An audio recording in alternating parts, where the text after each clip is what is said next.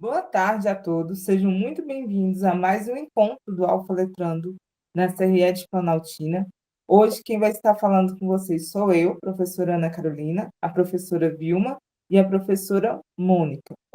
E o tema da aula de hoje será os diversos letramentos no contexto escolar.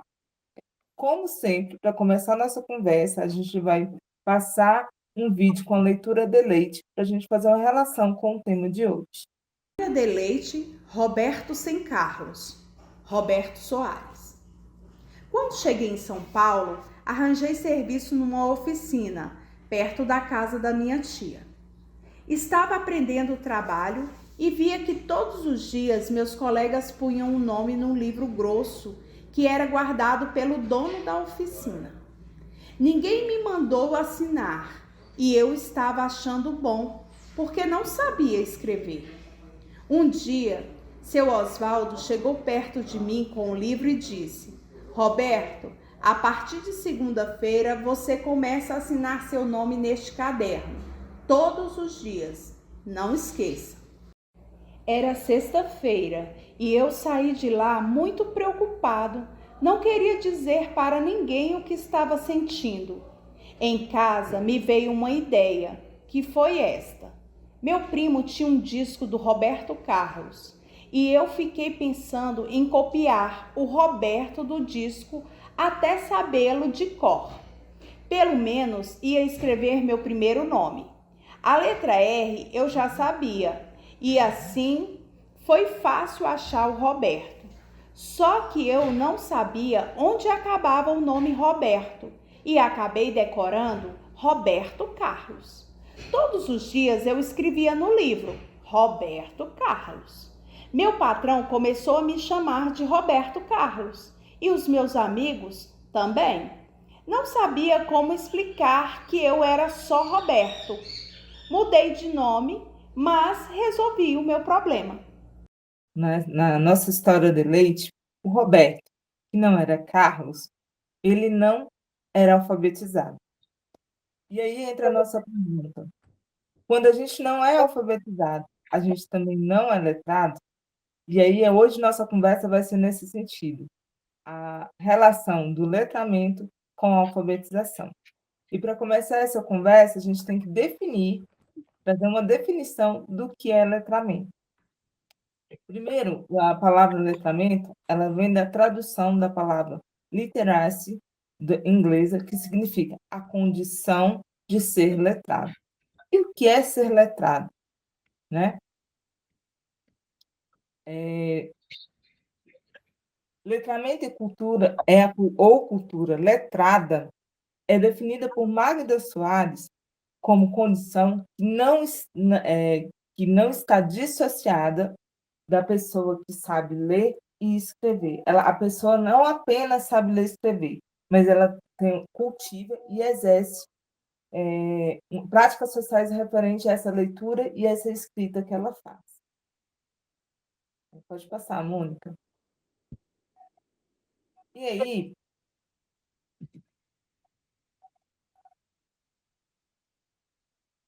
um pouquinho. E só que a gente tem que lembrar que o letramento ele não tem só uma face, ele tem múltiplas facetas, seja na parte do convívio social, na parte do trabalho, na parte familiar, na parte onde o ser humano exerce práticas sociais, há facetas do letramento. E aí, Vygotsky, por sua vez, ele concebe o letramento como ápice, né, clímax total desse processo histórico e social do indivíduo. Né? Ele é um instrumento mediador da vivência social do indivíduo no mundo, certo? Representa também a causa da elaboração de ideias críticas do comportamento humano, né, dos processos mentais superiores. É através do letramento que o ser humano vai fazer essa troca com o externo, com o mundo. Leda Verdani também afirma que, enquanto a alfabetização se ocupa da aquisição do sistema alfabético do indivíduo, ou o indivíduo faz essa aquisição desse conhecimento, ou um grupo de indivíduos faz, o letramento focaliza nos aspectos socioculturais do indivíduo. E aí leva a gente a pensar, o Roberto tinha algum letramento, apesar de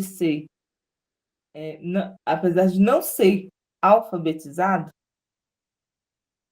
E aí a gente vai, nessa nossa conversa, a gente vai entendendo que são duas coisas diferentes. O processo da aquisição da leitura e da escrita, ele é um processo diferente do letramento, mas que ele nunca pode estar dissociado um do outro, né? O indivíduo precisa ser alfabetizado, ter os métodos certos para alfabetizar, a aquisição do entendimento da codificação e da decodificação do sistema grafonema, né, da língua escrita, ele precisa acontecer, mas o letramento ele está junto, né? Não é uma coisa estanque para ele. Até porque, quando ele decodifica, ele precisa entender o que ele leu, né? Ter a compreensão do mundo e fazer relação do que ele leu com o mundo, para ter um entendimento. Né? Aí, Magda Soares vem falando que esse termo letramento ele apareceu no Brasil somente no meados da década de 80 e somente em 2001 que o dicionário Hours falou a primeira vez, colocou o significado de letramento. E acrescenta que o dicionário diz: as palavras letramento e letrado, definindo o letramento como um conjunto de práticas que denota a capacidade de uso de diferentes tipos de material escrito. Acrescenta a ideia ainda do conceito de letramento na França, que surgiu também na mesma época, com a necessidade de se nomear e reconhecer práticas sociais da leitura escrita. Ou seja, como que a leitura escrita estava sendo usada, né? A pessoa que tinha leitura escrita, como é que ela estava usando na sua prática social, no seu desenvolvimento social. E aí, a partir daí, os conceitos de letramento foram sendo apropriados pelos acadêmicos e foi cada vez mais se relacionando com o processo de alfabetização. Muitas vezes eles se fundem, se confundem, mas a gente não pode esquecer que são dois processos distintos, tá bom? Seguindo a nossa conversa aqui, então, por ser distintos, ele denota perspectivas distintas, tanto na antropologia, na sociologia, na ideológica, na linguística, na psicológica e na pedagógica. Né? Então, tem perspectiva. Em cada área, ele tem uma perspectiva diferente, que mais à frente as meninas irão comentar com vocês. Kleiman, em 2004, ele definiu, por último, que essa pode ser hoje o conceito de letramento mais atestado nos dias de hoje, que como letramento é o conjunto das práticas sociais que usam a escrita, cujos modos específicos de funcionamento têm implicações importantes para as formas pelas quais interagimos no meio social. Né? Então, ele está o tempo todo. Então, o letramento está diretamente relacionado com as práticas que fazemos com o uso da leitura e da escrita no nosso dia a dia. Então, voltando lá à nossa leitura de Leite, o Roberto, apesar de não escrever, ele conseguiu fazer um uso da escrita dele, com o nome dele, que era a única coisa que ele sabia, mesmo que isso mudou sua identidade, ele não era Carlos, ele acabou virando Roberto Carlos, e ele assumiu essa identidade, por não assumir socialmente que ele não era uma pessoa alfabetizada. Né? Ele tinha um conhecimento de mundo, mas que ele não conseguiu imperir a ser alfabetizado, mas com o nome dele conseguiu se sentir parte daquele meio social que ele estava, pela escrita do nome. Então, era um tipo de letramento que precisa ser trabalhado na alfabetização. E aí, a gente já falou aqui no próximo slide, fala de novo que a alfabetização e letramento são processos indissociáveis. Pode passar, Mônica, o próximo. Mais um.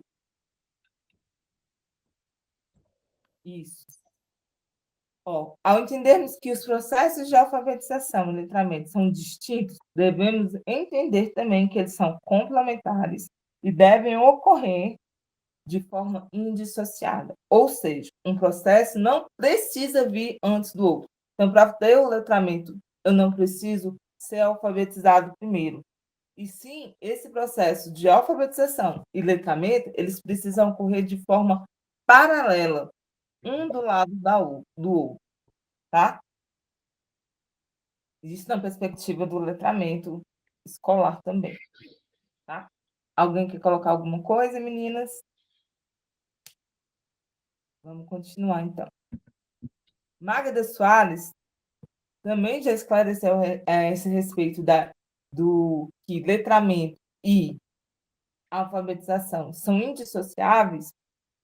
Ela fala que tem que ser processos simultâneos, interdependentes, pois todos sabem que a melhor maneira de se aprender é usar um forno de micro-ondas, por exemplo, é aprender a tecnologia com o próprio uso.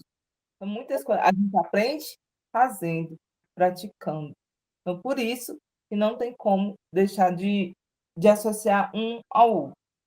Também enfatiza a necessidade de não desprezar a especificidade de cada processo, referindo-se aqui de forma mais incisiva à perda da especificidade que a alfabetização sofreu com a chegada do letramento.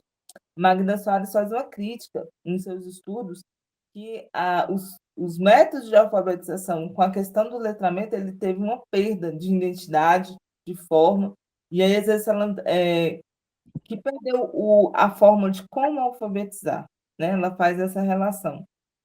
Mas que é importante não se perder isso, que precisa ter, como Arthur de Moraes fala, o processo da escrita alfabética, ela tem que seguir os passos necessários, tem fases a serem, etapas a serem cumpridas pela criança que está sendo alfabetizada, o adulto, e o letramento ele ocorre paralelo, mas não pode deixar de fazer com que ocorra a alfabetização nos processos que devem ser seguidos.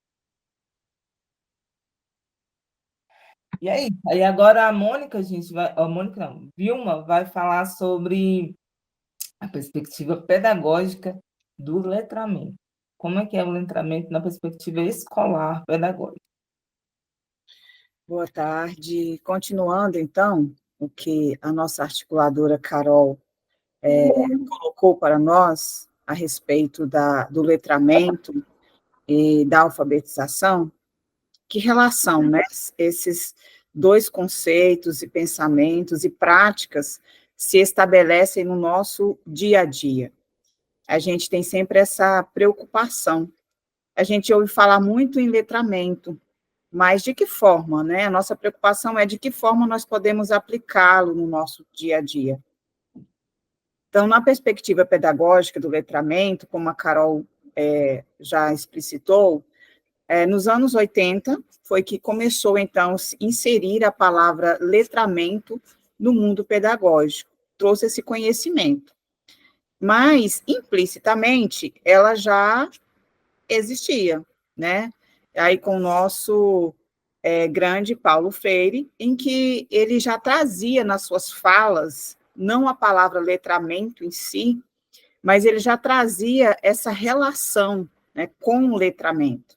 De que forma? Partindo daquilo que o nosso estudante, daquilo que a nossa criança, ela já traz como conhecimento, partindo da vida, partindo da cultura, partindo do meio em que ele está inserido.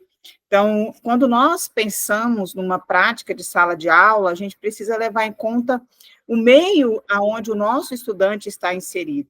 E aí entra o letramento.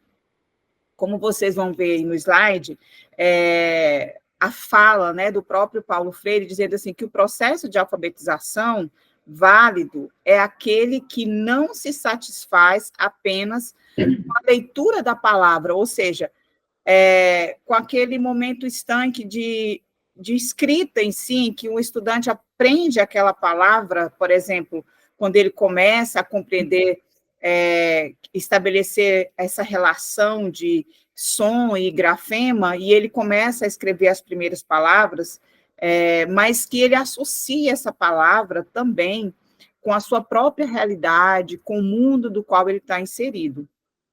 E aí ele diz assim, ó, com a leitura da palavra, mas que se dedica também a estabelecer uma relação dialética, ou seja, o letramento e a alfabetização, eles têm que se dialogar.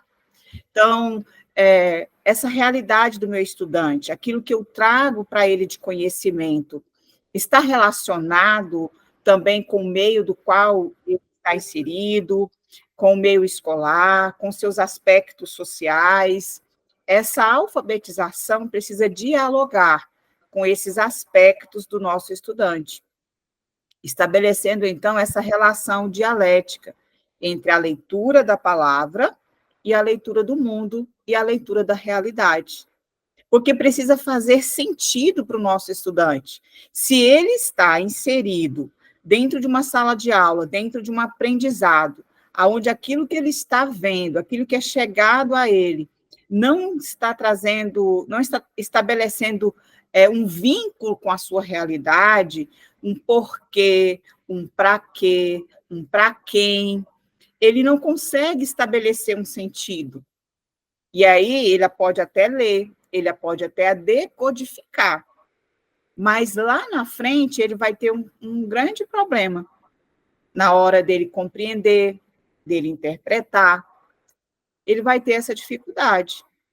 Por isso a importância dessa relação dialética com o letramento e a alfabetização. Eles andam juntos, dialogando, né, com essa própria realidade do nosso estudante. Paulo Freire também ele diz assim, né? A prática de alfabetização tem que partir exatamente dos níveis de leitura do mundo, de como os alfabetizados estão lendo sua realidade. Qual é a realidade do nosso estudante? Não adianta nós falarmos sobre algo que não está inserido. É claro que a gente vai abranger os conhecimentos para o nosso estudante. A gente não pode privá-los disso. Mas partir primeiro daquilo que eles conhecem, do meio em que eles estão vivos, do assunto, de conhecimento que parte da realidade deles. E ele diz assim, né? Exatamente dos níveis de leitura do mundo, do como os alfabetizandos estão lendo a realidade, porque toda leitura do mundo está grávida de um certo saber. Então, como a gente leu aí, né, a nossa história de Leite, Carlos tinha um certo conhecimento. Ele conhecia o Roberto Carlos, ele conhecia a música, ele tinha aquele disco, ele sabia que aquele nome que estava ali é o nome do cantor e também era parecido com o dele. Ele não decodificava, mas ele partiu dessa realidade para construir algo na vida dele. E aí é que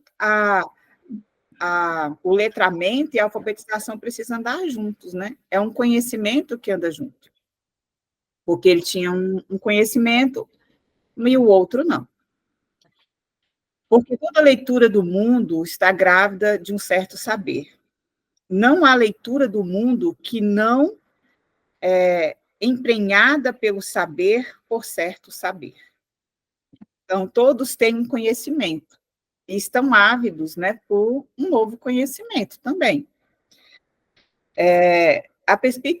Vamos continuar os slides, então, a perspectiva pedagógica do letramento.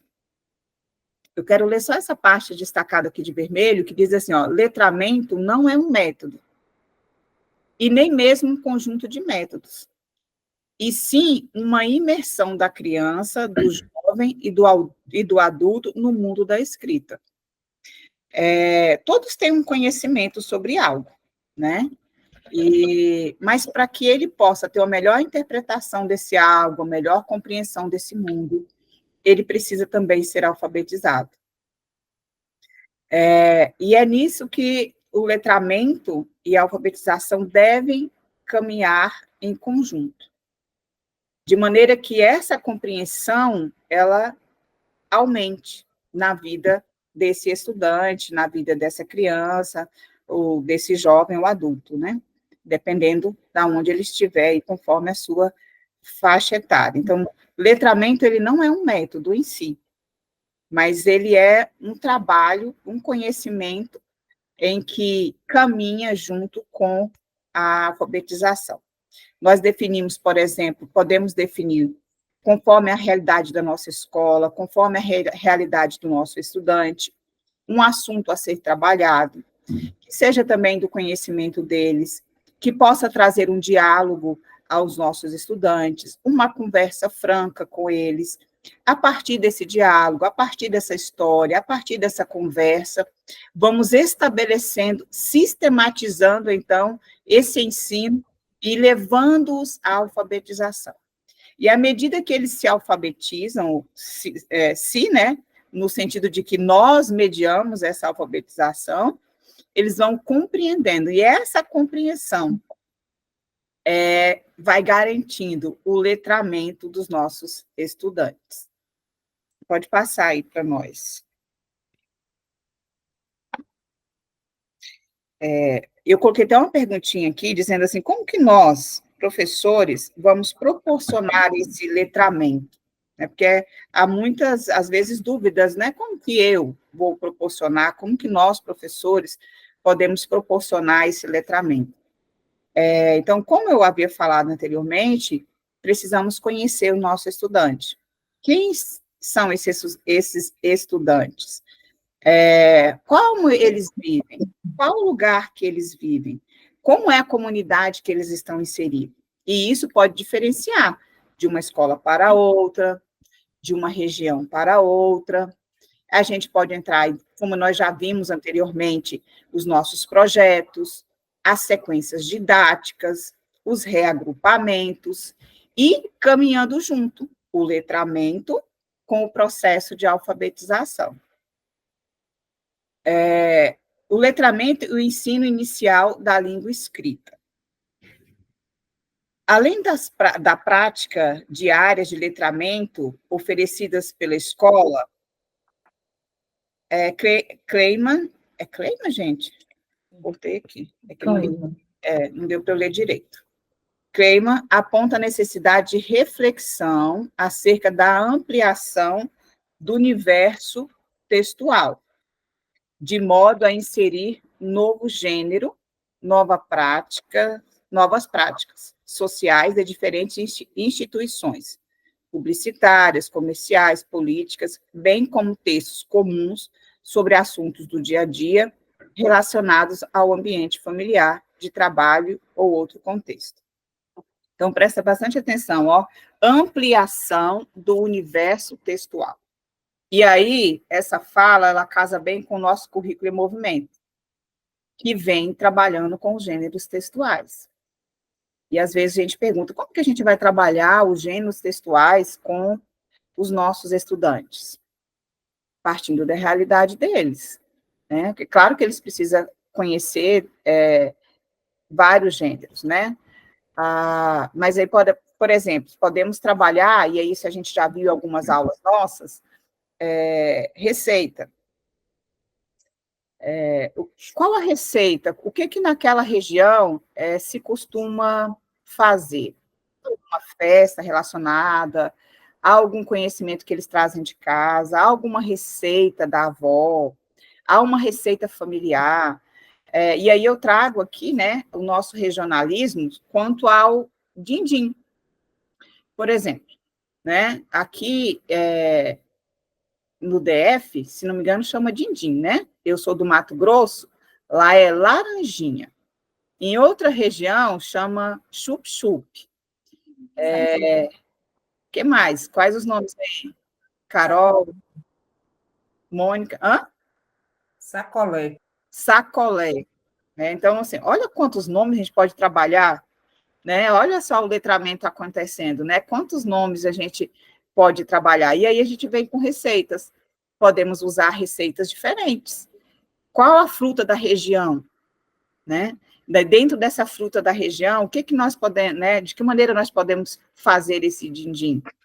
Então, a gente vai trabalhando tantos aspectos que entra na alfabetização e entra também no letramento, vendo todas essas possibilidades. Pode continuar, Mônica.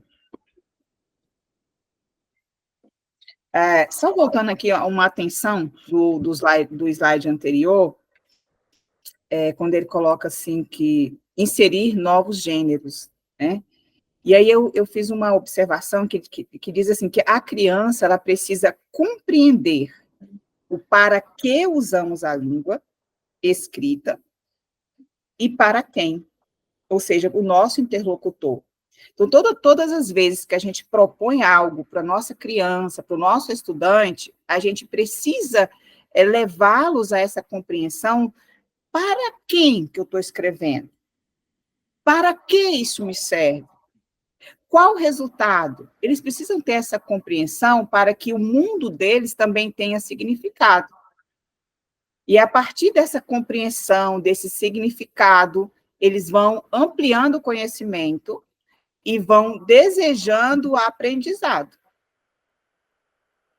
Então, eles precisam compreender para que se usa a língua, né?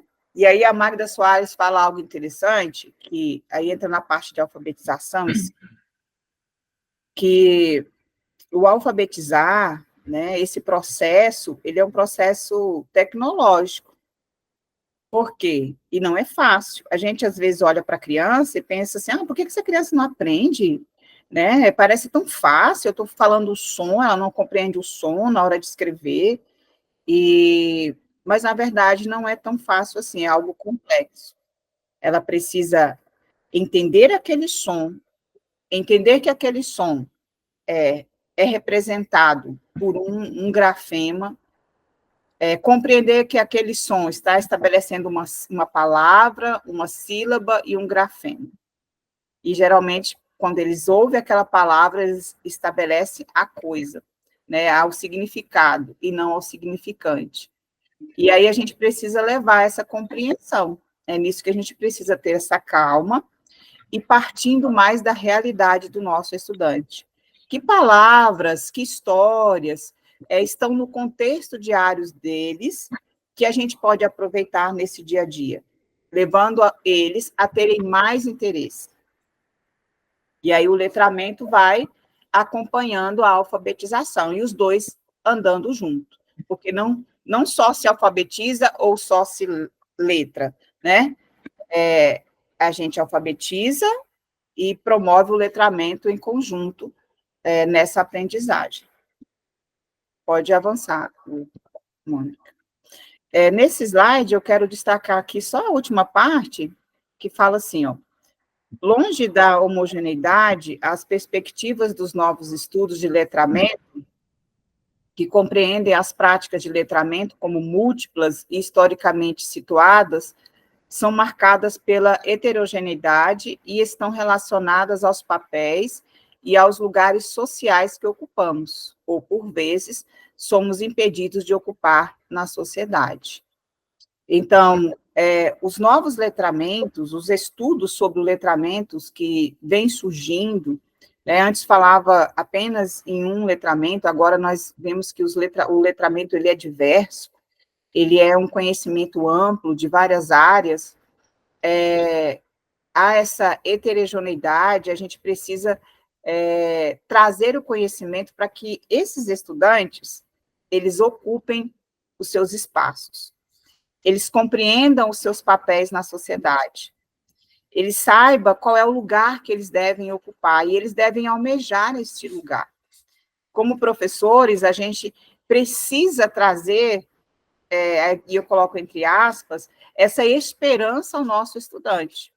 E essa esperança, ela só vai surgir e viver no nosso estudante se nós trazermos esse conhecimento de letramento, né? E aí começa lá na alfabetização e lá na educação infantil, na verdade, né? Pode passar.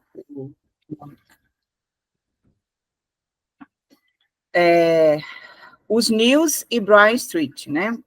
Os novos estudos do letramento, que tem entre seus autores principais o professor britânico Brian Street, compõe um recente campo da pesquisa que representa uma nova visão da natureza do letramento, que escolhe deslocar o foco dado à aquisição de habilidades, ou seja, o letramento ele vai além da aquisição de habilidades, como é feito pelas abordagens tradicionais, para se concentrar no sentido de pensar o letramento como uma prática social.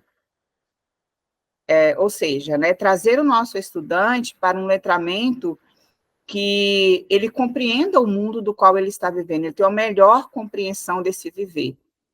Isso significa o reconhecimento de múltiplos letramentos, variando no tempo e no espaço, e as relações de poder que configuram nas tais práticas.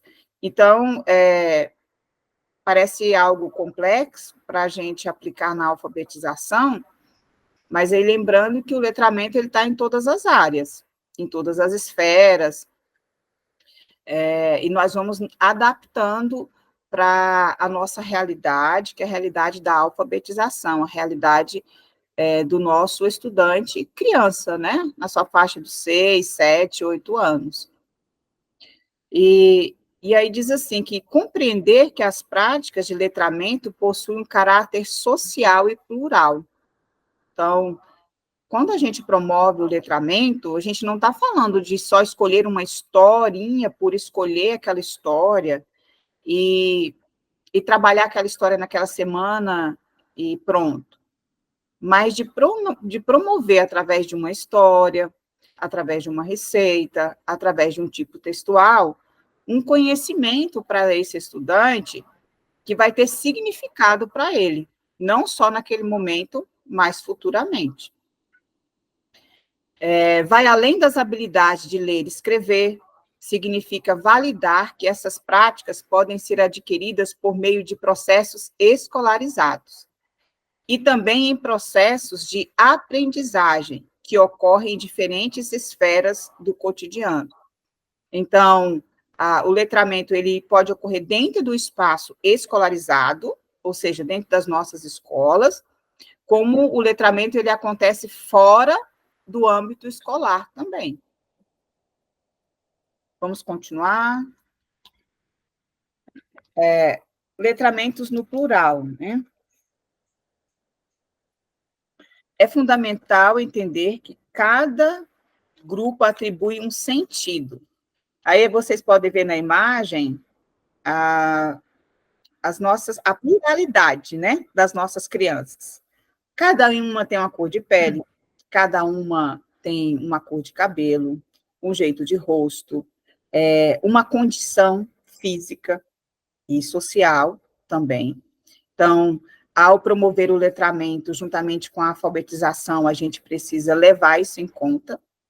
Então, aquilo que eu trago pode fazer maior sentido para um do que para outro, pode ter uma melhor compreensão para um do que para outro, e isso é real, porque a nossa sala de aula ela não é homogênea, né? A gente se depara com muitas realidades dentro da nossa sala de aula. Então, é fundamental entender que cada grupo atribui um sentido, ou múltiplos sentidos, à linguagem, aos diferentes modos de ler, escrever e falar, a depender de suas trajetórias de vida. Ou seja, a trajetória de vida do nosso estudante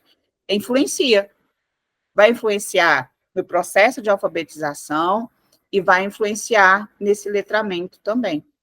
E aí, na nossa sala de aula, que é rica, né, com todo o conhecimento que os nossos estudantes têm, a gente precisa levar isso em conta, a pluralidade.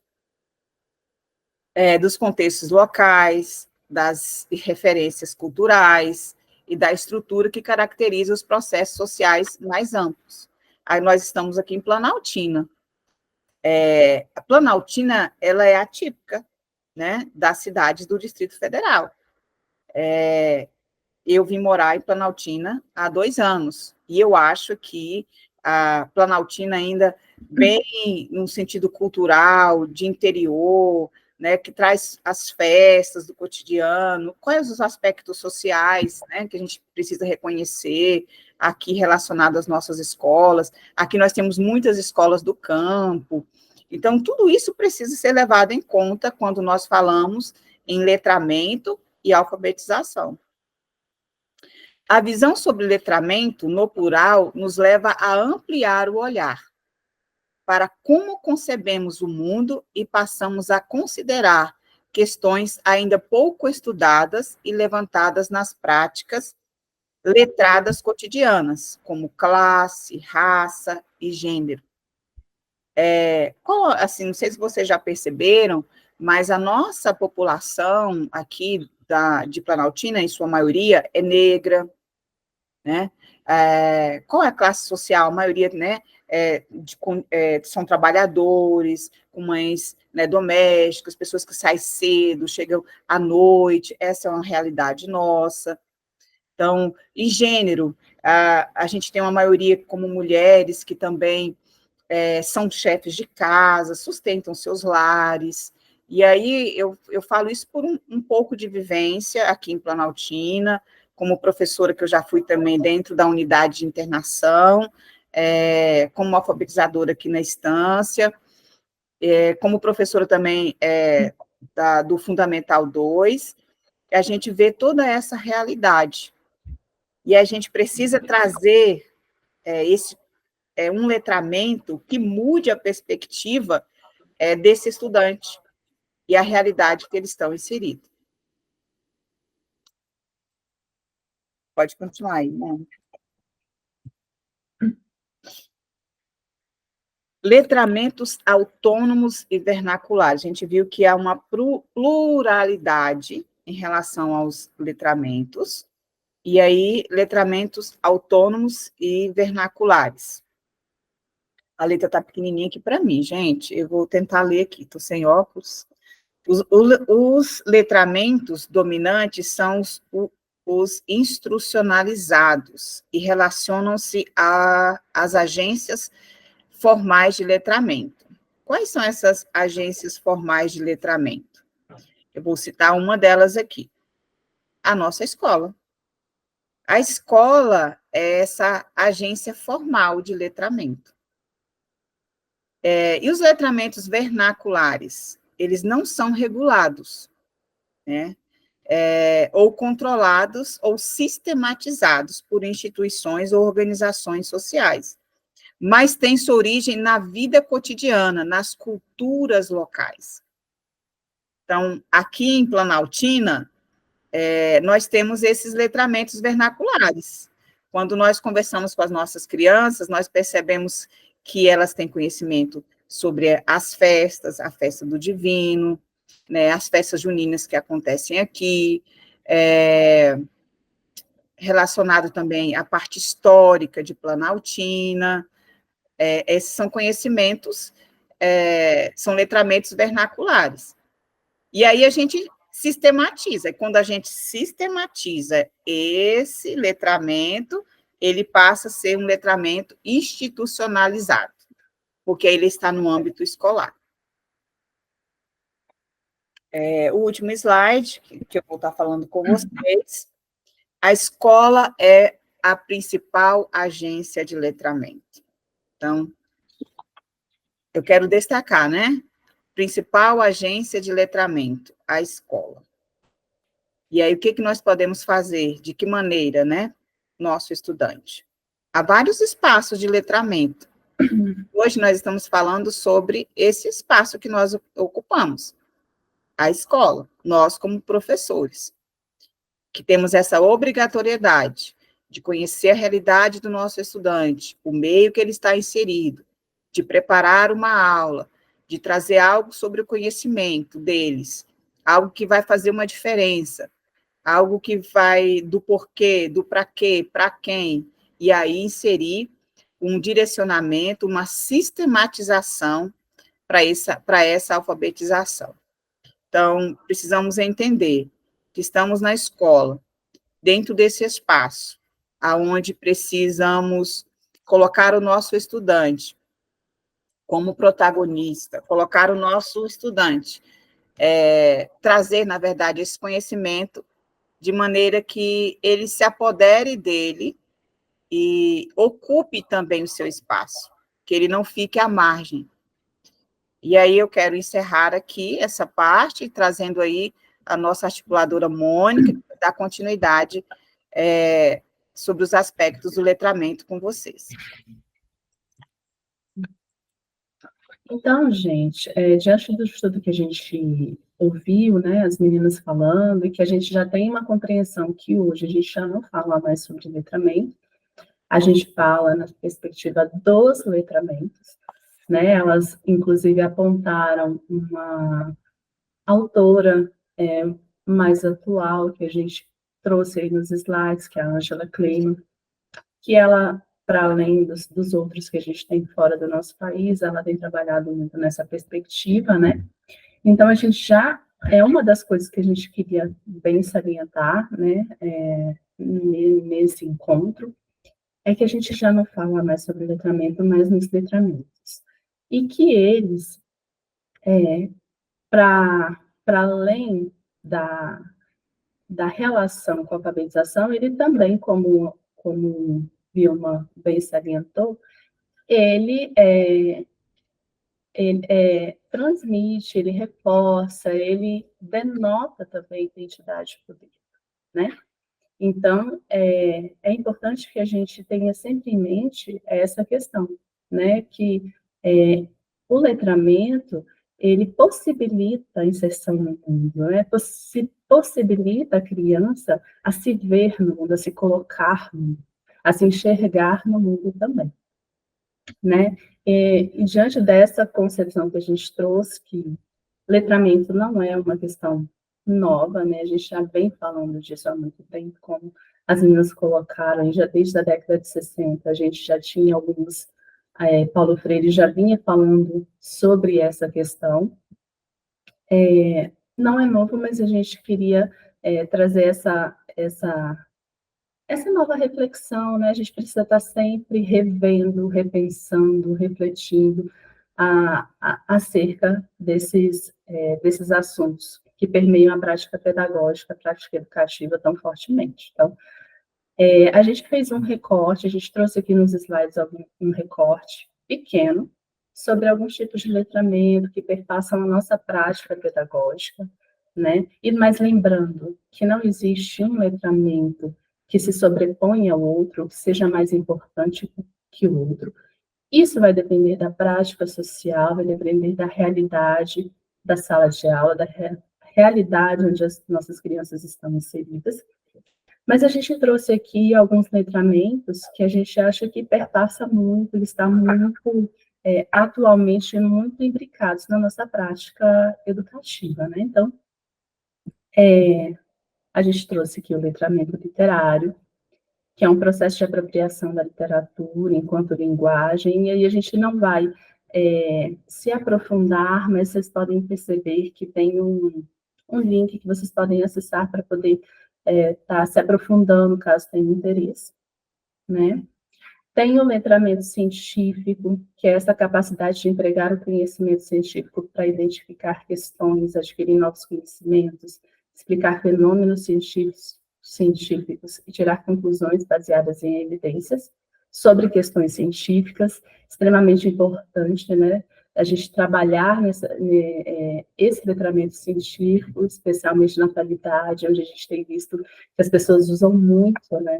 Tem usado muito informações falsas, que não refletem, de fato, aquilo que é verídico. Então, é extremamente importante. Tem o letramento matemático, que a gente tem trabalhado bastante também na nossa formação aqui do Alfa Letrando, né, que é um termo utilizado para tratar das relações com conhecimentos matemáticos, como práticas sociais, capacidade de compreender e aplicar conceitos matemáticos de forma prática no mundo moderno. Então, a gente tem tentado trazer bastante esse conceito, né, para dentro também do nosso curso. O letramento digital, que hoje a gente não pode mais fugir, a gente está imerso, né, dentro de ambientes digitais, de textos que são estão em computadores, dispositivos móveis, celulares, tablets, os meninos têm acesso todo o tempo, então é extremamente importante ele também estar passeando aí pelo nosso planejamento.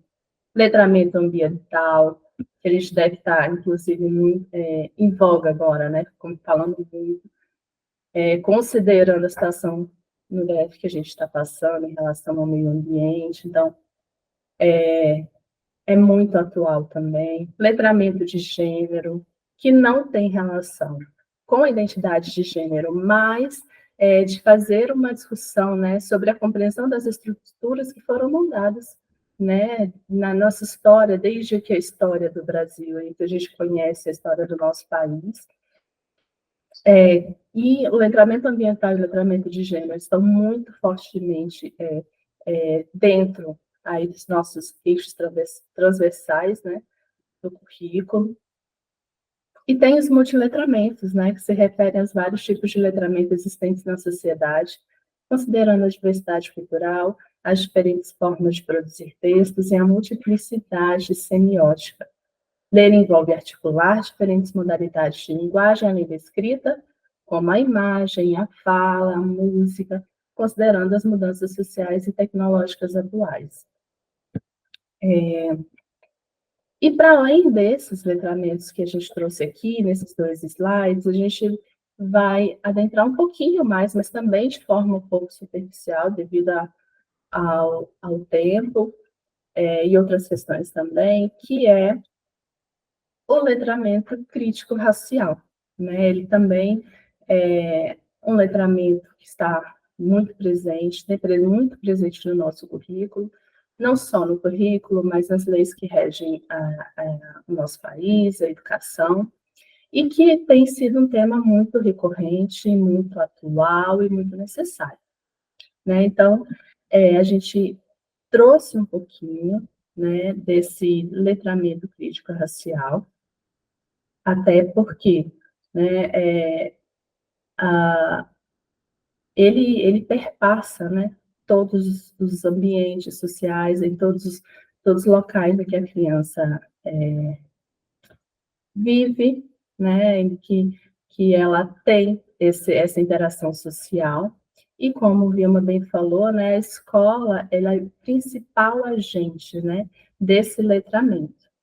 E como principal agente, a gente não pode estar alheio a tudo que é tão emergente, que é tão urgente dentro da sociedade, né? E pensando também que a escola, né, ela é uma das, além de ser uma das principais agentes de letramento, ela pode contribuir tanto para reproduzir práticas que oprimem quanto que emancipam. Então, pensando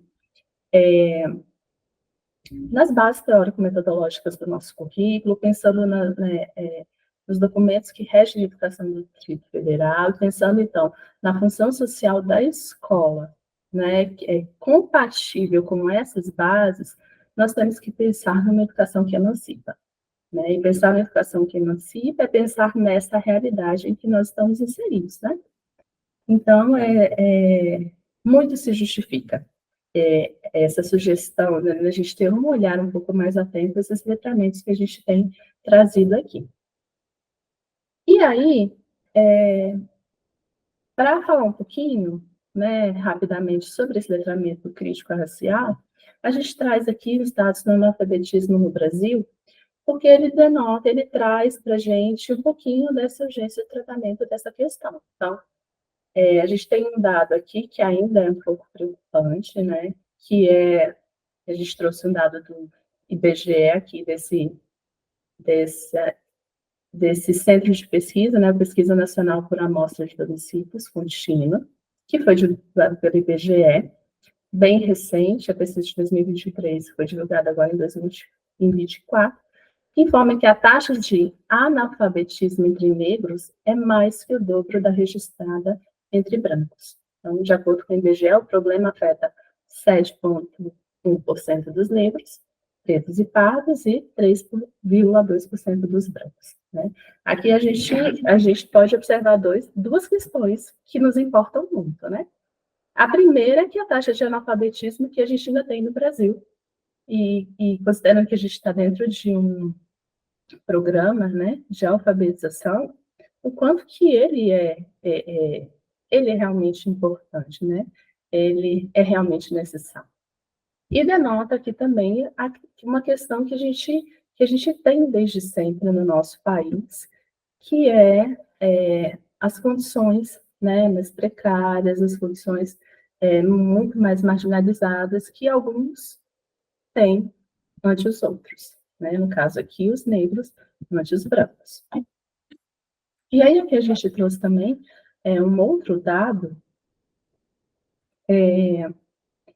que fala um pouquinho sobre a desigualdade nas escolas, né? E esse termo aqui, escolas brancas, escolas negras, ele se refere, na verdade, às escolas que têm em sua maioria crianças brancas e às escolas que têm em sua maioria as crianças negras, né? Então, a gente pode perceber aqui por esses dados que, por exemplo, a gente tem aqui quatro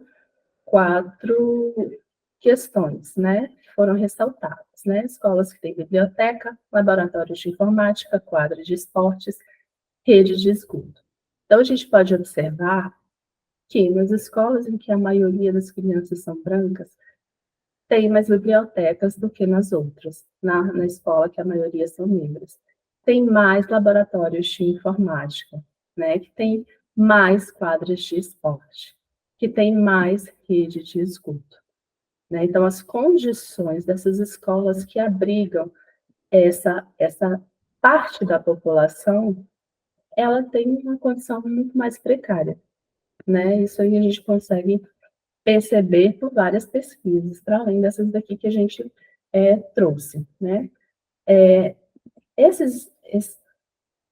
Temos aqui outro dado, antes de falar, então vou mostrar aqui para vocês outro dado, que é a distribuição geográfica do indicador de nível socioeconômico. Então, a gente pode observar aqui nesse dado onde, né, se localizam essas escolas, né, que de maioria negra, de crianças negras, e onde se localizam essas escolas que são de maioria de crianças brancas. Então, a gente pode perceber que as escolas negras, como colocado na pesquisa, estão ali na região Nordeste, estão ali na região Norte, Centro-Oeste, e que as escolas, que são em sua maioria de crianças brancas, estão aqui mais no Sudeste, no Sul, né? Que são dados que não trazem muita novidade para nós, né? Essa realidade, ela não é recente, ela já é muito antiga, e a gente trouxe porque em algumas situações nos parece que algumas coisas já foram superadas, mas elas permanecem muito urgentes, né? O que justifica, né, essa preocupação que que a gente continua tendo, que a gente deve continuar tendo, com esse tipo de letramento.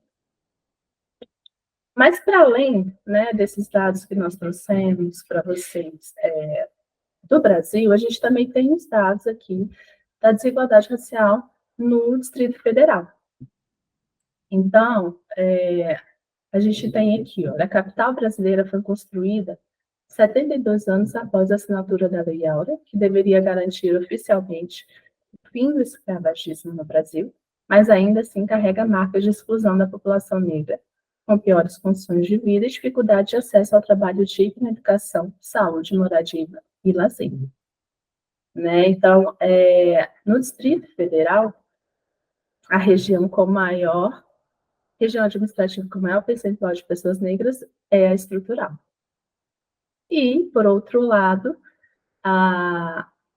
temos o Lago Sul, com a menor população preta ou parda e maior IDH e renda per capita, né? Também não é novidade, né? Mas eles reforça aquilo que a gente, né, vem sempre batendo na tecla. E são dados bem recentes, né? De agora, de 2023. E aí, ainda de acordo com essa pesquisa, né, de acordo com o mapa, 57,4% dos brasileiros se declaram negros, 40,9% brancos, 1,4% amarelos, 0,3% indígenas. A população negra é majoritária nas grandes na maioria das grandes regiões administrativas do DF. E olha aqui, Planaltina, né? Planaltina, a gente tem 63% da população como negra, né? Como pretos e pardos. Então, os nossos alunos, né, as nossas crianças, elas são, em sua maioria, de pretos e pardos. Continuando aqui, então, as regiões de maioria negra são as que têm mais problemas com esgoto a céu aberto, mais trabalhadores formam mais, e onde há os maiores índices de jovens entre 19 e 20 anos, entre 18 e 29 anos, que não estudam. Né? No DF, 78% dos estudantes pretos estão nas escolas públicas, e em 2021 e 2022, dados de raça da Secretaria de Justiça e Cidadania apontam que, somados os 2 anos, 85% dos negros, 14% de brancos e amarelos 1%, são internos nas instituições socioeducativas.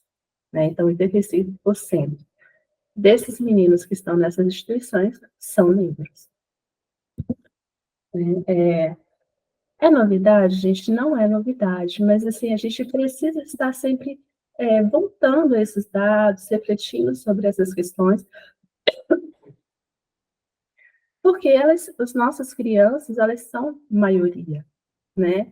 Entre negros, pretos e pardos. Então, quando a gente fala em letramento, a gente precisa compreender que eles precisam se ver, né? Eles precisam se ver nesse mundo, eles precisam se colocar nesse mundo. Né? Não são de forma marginal, como marginalizados, mas eles precisam fazer parte. Então, a questão do letramento político-racial, ela tem que perpassar não somente o mês de novembro, né, de que a gente trata as questões raciais, o Dia da Consciência Negra, mas considerando que ela é tão urgente e ela é tão descaradamente, né, ali presente na sociedade, que as nossas crianças são, em maioria, dessa raça, né, são negros, pretos e pardos.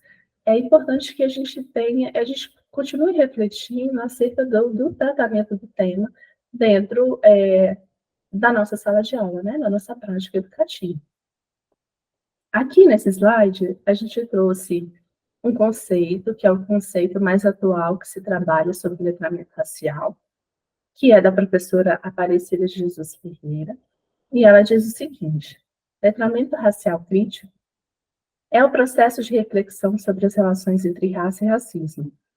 É a compreensão de como raça e racismo são entendidos no nosso dia a dia. A autora ressalta que o letramento racial crítico possibilita questionar sobre o modo como raça e racismo têm impacto em nossas identidades sociais e em nossas vidas, seja no trabalho, no ambiente escolar, universitário, em nossas famílias, nas nossas relações sociais. E aqui lembrando novamente que Vilma colocou, né? A escola é o principal agente de letramento, mas as nossas crianças estão sendo letradas também em outros ambientes, né? Então, a gente também tem que ter em mente isso, né? Do nosso papel, da nossa função, enquanto agente principal desse letramento.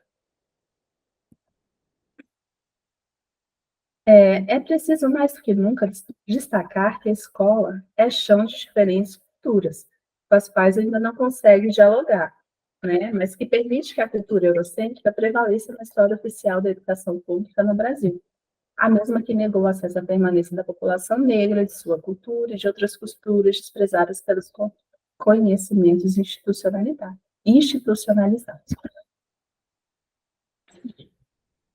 Mas é importante a gente ressaltar aqui também que não se trata de a gente retirar ou não dar o devido valor às outras culturas, da cultura eurocêntrica, por exemplo, né? Mas trazer de forma muito mais abrangente essas culturas que são maioria dentro das nossas escolas. E, na prática, como trabalhar os diversos tipos de letramento no contexto escolar? Primeiramente, devemos lembrar, como já mencionado, que letramento não é um método, as meninas já colocaram isso. Ah, desculpa, gente, pera.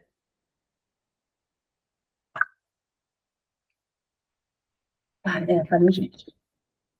E nem mesmo um conjunto de métodos, e sim uma imersão da criança, do jovem, do adulto, no mundo da escrita. E este mundo vai além dos muros da escola e adentra a vida cotidiana em sociedade. Né? Então, a Angela Klima, que eu já havia falado com vocês, que ela tem trabalhado muito nessa questão dos letramentos, ela faz algumas sugestões, né? Então, uma seria adotar práticas diárias de leitura de livros, jornais e revistas em sala de aula, o que a gente faz, mas sempre tendo um olhar um pouco mais criterioso. Arranjar paredes, chão e mobília da sala, de tal modo que textos, ilustrações, alfabetos, calendários, livros, jornais e revistas penetrem em todos os sentidos do aluno leitor e formação. Fazer um passeio leitura com os alunos pela escola, ou pelo bairro, proporcionar atividades culturais na escola e fora dela. Né? A Vilma também falou um pouquinho sobre essas sugestões, coisas, né, ações que a gente pode realizar. Devemos refletir acerca da ampliação do universo textual, de modo a inserir novos gêneros, novas práticas sociais de diferentes instituições, publicitárias, comerciais e políticas, bem como textos comuns sobre os assuntos do dia a dia, relacionados ao ambiente familiar, da comunidade local, de trabalho e outros contextos de outras culturas, de todas as raças. Então, não é deixar de fazer aquilo que a gente já vem fazendo, e às vezes muito bem, né? Mas a gente ter um olhar um pouco mais cuidadoso daquilo que a gente tem oferecido. Se ele não privilegia somente uma cultura, um povo, um espaço, em detrimento dos outros. E aqui a gente trouxe também uma sugestão de ampliação do universo textual. A gente sabe que as escolas já têm uma gama de leituras, né, de livros que trabalham essa questão racial, mas é sempre importante a gente ampliar esse leque, né? Considerando que a maioria das nossas crianças, elas são negras, a gente também tem que ampliar, não ter só um livro, A Menina Bonita do Laço de Fita, ou Bach, que são livros maravilhosos, interessantes, mas que a gente tenha realmente ampliado em uma gama de possibilidades. Não são livros, esses que, por exemplo, que estão aqui, eles não são livros que tratam, de fato, da questão racial, da discriminação e preconceito latente, né? Eles são livros que têm, que podem ser trabalhados aí dentro do letramento crítico racial, abordando algumas temáticas que podem ser trabalhadas. Vilma, você quer falar, Vilma? Pode falar. Oi, Mônica. Só trazendo um aspecto que Magda Soares fala, né? Nesse repertório que você está trazendo aí, de muitas literaturas sobre esse assunto, de permitir que o nosso estudante ele tenha contato, né, com esses livros diversos, com essas leituras diversas, né, para que ele amplie esse letramento.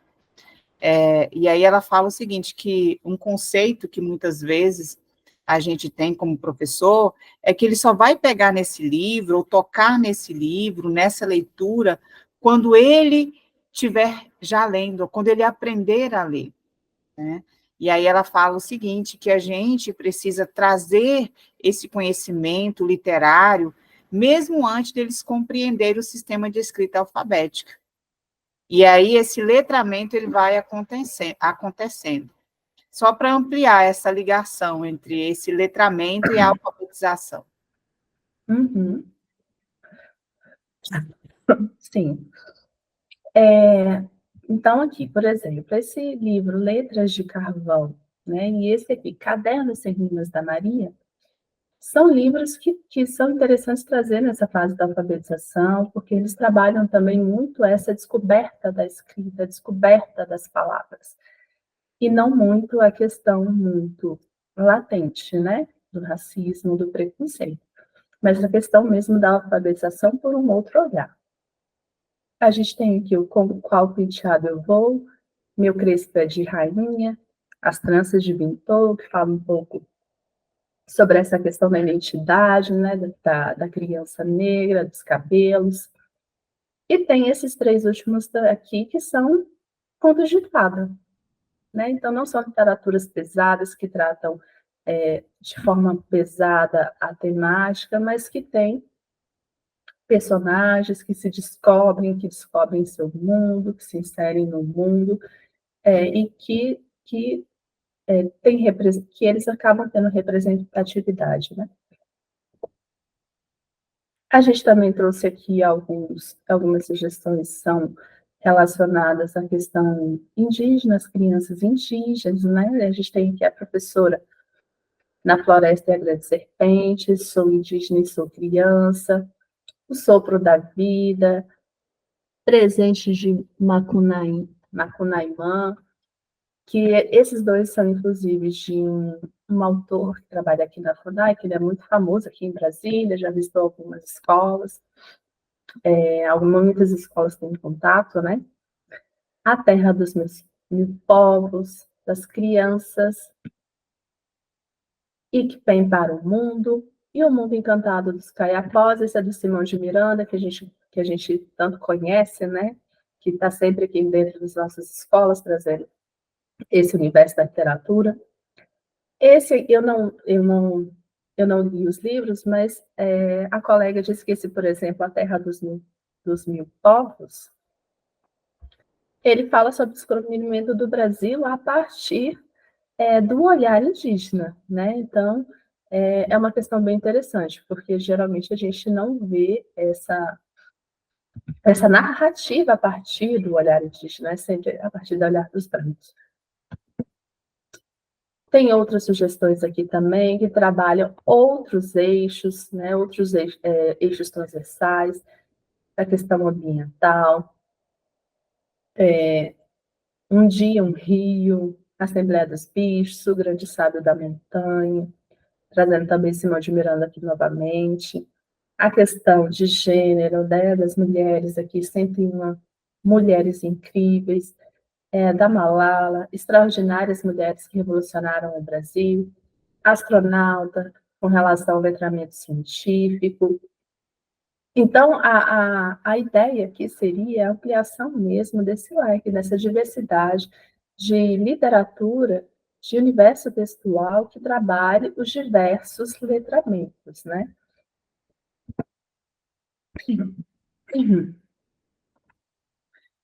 E aí, né, além de a gente justificar esse olhar sensível que a gente deve ter para o letramento crítico, racial crítico, a gente trouxe também a justificativa pautada aqui nos nossos documentos, né? Então, a gente tem a Lei 11.645 de 2008, né, que torna obrigatório o ensino da história e cultura afro-brasileira e indígena nas escolas brasileiras. A gente tem a BNCC, né, que contempla a legislação brasileira vigente e traz a educação para as relações étnico-raciais, nos objetos de conhecimento de língua portuguesa, geografia, história, ensino religioso e artes. Nós temos o nosso currículo, que é o nosso principal documento, que traz como eixo integrador os letramentos. Ele já traz, né, essa concepção de letramentos, e não só de letramento.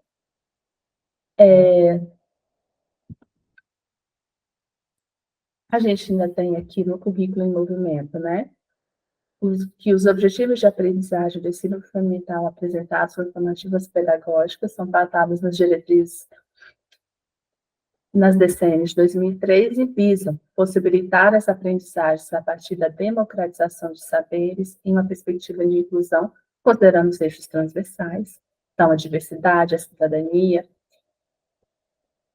e educação para os direitos humanos, educação para a sustentabilidade. Então, lembrando que os eixos transversais, eles não são para ser trabalhados estanque, né, de forma estanque, mas eles devem, de fato, transpassar, né, atravessar toda a nossa prática pedagógica, deve estar prevista em toda a nossa OTP, né, e não só em momentos específicos. Promover as aprendizagens mediadas pelo pleno domínio da leitura, da escrita, do cálculo e a formação de atitudes e valores, permitindo vivências de diversos letramentos. E aí ele traz aqui também o nosso currículo, o que é essa educação para a diversidade, né? Então, os fenômenos sociais como racismo, machismo, homofobia, lesbofobia, transfobia, depreciação de pessoas que vivem no campo, entre outras discriminações a grupos historicamente marginalizados, materializa-se fortemente no espaço escolar, acarretando um ciclo de exclusão e de violação de direitos desses sujeitos. Visando o enfrentamento dessa realidade, a educação para a diversidade busca implementações voltadas para o diálogo, reconhecimento e valorização desses grupos, tais como negros, mulheres, população LGBT, indígenas, moradores do campo, entre outros, a partir de linhas específicas de atuação, como educação das relações étnico-raciais, educação do campo, educação em gênero e sexualidade, ensino religioso, entre outros. A gente compreende que não é simples, não é fácil, não é simples, é complexo a gente abordar determinados temas, né? Dentro de sala de aula, com as nossas crianças, especialmente os menores, mas a gente tem muito batido na tecla também no nosso curso, né? O quanto é importante a gente se formar, quanto é importante a gente estar em formação continuada, quanto é importante a gente ter domínio teórico daquilo que a gente faz. Então, a ideia é que a gente sempre traga alguma coisa que faça que a gente leia mais, que a gente estude mais, que a gente reflita mais sobre a nossa prática educativa, que a gente busque compreender o porquê fazer, o porquê não fazer, para que fazer. E esse encontro é muito isso, né? Porque ele não é novidade. Né? Nada, provavelmente, tudo que vocês escutaram aqui não é novidade. Mas é uma forma de a gente estar retomando, da gente estar repensando, da gente estar refletindo e buscando compreender melhor aquilo que a gente faz no dia a dia, né, com as nossas crianças. Aí aqui, então, para finalizar, a gente tem algumas sugestões de leituras que todos nós podemos, né, podemos fazer à medida de tempo, de interesse, para poder nos aprofundar nessas temáticas, nesses letramentos, nessas questões que a gente trouxe para vocês hoje.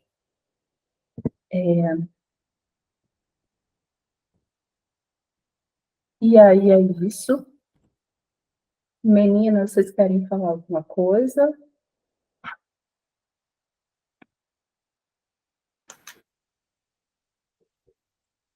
Não?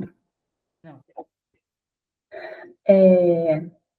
E esse é o recado, gente, desse encontro, então. Ele foi feito de forma síncrona e vai ser feito da mesma forma que a gente fez no encontro do dia 22. Né? Nós vamos colocar o vídeo, nós estamos colocando o vídeo na plataforma para que vocês tenham acesso, para que vejam. E dentro mesmo da plataforma, cada formador vai abrir o seu fórum de discussão e a presença, então, vai ser registrada a partir da participação no do fórum de discussão, tá bem? Obrigada, até o próximo encontro, no dia 25, 26. É isso? Obrigada. Tchau, gente. Obrigada. Até o próximo encontro. Tchau a todos.